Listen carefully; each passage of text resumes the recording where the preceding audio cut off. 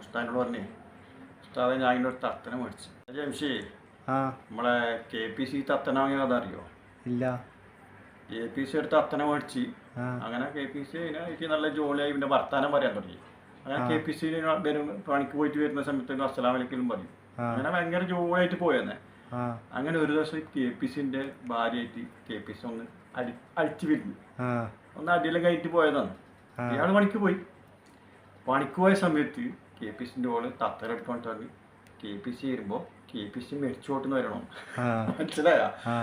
അപ്പോൾ KPC പണിയായിട്ട് വരുന്നു വൈകുന്നേരം. പണിയായിട്ട് ഇങ്ങനെ വന്നിട്ട് ഗേറ്റ് തുറന്നൊക്കെ ഇങ്ങനെ കയറാൻ വേണ്ടി പോകുമ്പോൾ തത്തവൻ KPC മെരിച്ചോട്ട്. ഇയാൾ ആകെ തലക്കടി വിട്ട് വരിക. ബേജാറായി.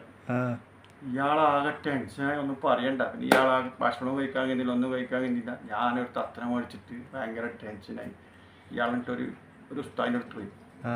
ഉസ്താദിനോട് പറഞ്ഞേ ഉസ്താദെ ഞാൻ അതിൻ്റെ ഒരു തത്തനെ മേടിച്ചു. തത്തനെ മേടിച്ചിട്ട് ഭർത്താനെല്ലാം പറയാൻ തുടങ്ങി. നല്ല ലോകിയായതാണ്. ഓളെന്തോ പറഞ്ഞു കൊടുത്തിട്ട് ഇപ്പോൾ ആ മേൽക്കെട്ടുന്നെല്ലാം തത്ത പറയും. അപ്പോൾ ഉസ്താദ് പറഞ്ഞു അതൊന്നും പ്രശ്നമാക്കണ്ട, എൻ്റെ അടുത്ത് ഒരു തത്തയുണ്ട്, നീനെ കൂട്ടിയിട്ട് അതിൻ്റെ ഒപ്പം അയക്കുന്നതിന് പിന്നെ അവർ ജോലിയായിട്ട് അങ്ങ് പോയിക്കോളും.